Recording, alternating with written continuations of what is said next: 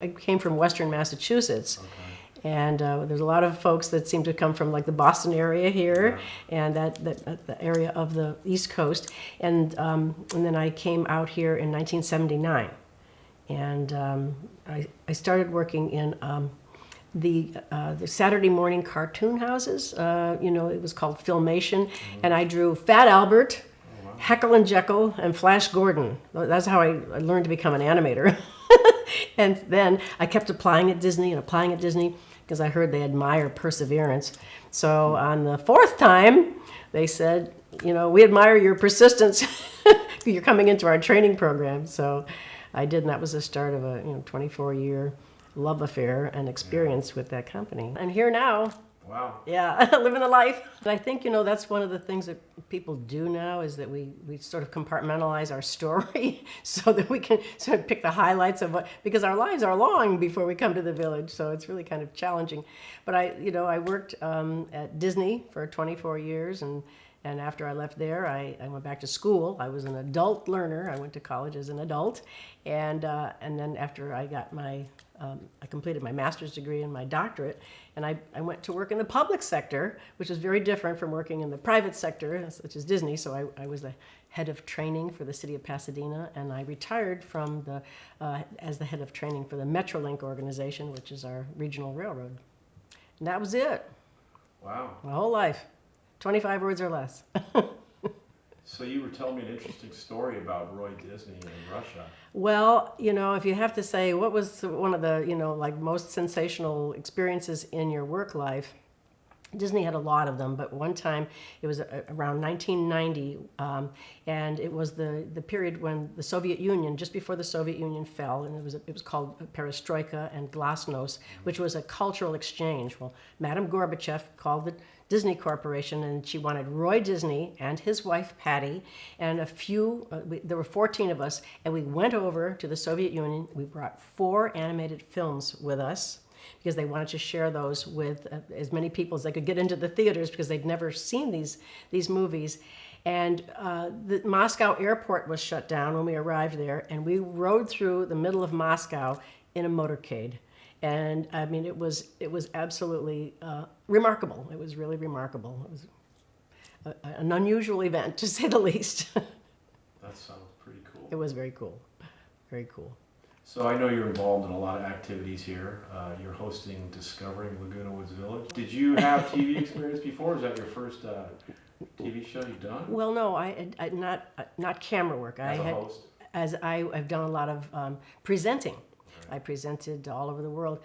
Disney sent me to Singapore and Hong Kong and London and Paris and Moscow, but other places where we were actually recruiting for regional offices there. So I would go into schools primarily and recruit young artists to work in the regional offices so that they could produce product. I mean, Disney was going through a period of rapid growth, and so they needed to staff up these offices, so they sent me all over the world, and it was amazing, absolutely amazing. So I presented a lot, but I wasn't on camera. That's new. So you're a natural. No, I don't know about that. I practiced talking to my refrigerator. That's my secret. So your jewelry work is very, very interesting. Clubhouse 4 is the most remarkable thing, and I mentioned it in one of my shows as I was talking to Yvonne Lowe. I said, when I walked past the display windows in Clubhouse 4, that was the thing that said, you need to move here because there are people here who make this amazing work, and maybe you can meet them and maybe they can share their skills with you, and they do. They're so generous with their time. So we have great artists that live here and train others and the Emeritus program. So I mean, it's just it's like a whole new life. It's like a sandbox for grown-ups. It really is. So I love that aspect of it. You're always on a learning curve. What other clubs or groups are you working with, hanging out with? Well, I do yoga, and that's become a new passion of mine, and I feel it actually changing me over time. If you do it regularly, it's a really nice benefit of having the time to learn yoga and to practice yoga. The television show takes up some time, but that's great because I'm always meeting new people. I'm always finding people that have interesting lives and stories, and they're just so wonderful to meet. And we're so lucky that we can just walk wherever we're going, stop, say hello, and find out something about someone who might have come from across town or across the world. Yeah. It's amazing. Everybody has a bucket list, right, Cyndee? Tell us some about your bucket list. Well, I've already checked off 2 things since I've lived here in 3 years. I learned to swim, and also I learned to ride a horse. So I went over to the stables and, did that for a while. You never rode a horse before you lived here? No, no, and I wanted to. And there were horses all around me when I was growing up, and I was always afraid of them. It's similar to the fear I had of water, so a fear of horses. So I'm knocking off all my phobias. But that was terrific. And once I got that out of my system, then I said, okay, I can move on to something else now. But yeah, a few more things to check off. So now you're a regular horse rider? No, I just got it out of my system. Yeah, Okay. I went a few times and I accomplished that, and then I think the beginning of the fear started to come back. So I said, okay, let's move on to something else.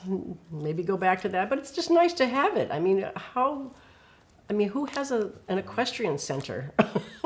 It's amazing. Nobody. You look like you could surf. You thought about trying to surf? Well, okay. I moved up from learning how to float and swim to paddle. I have paddleboarded. Okay. I have paddleboarded. But you know what I really spend a lot of time doing? The nap.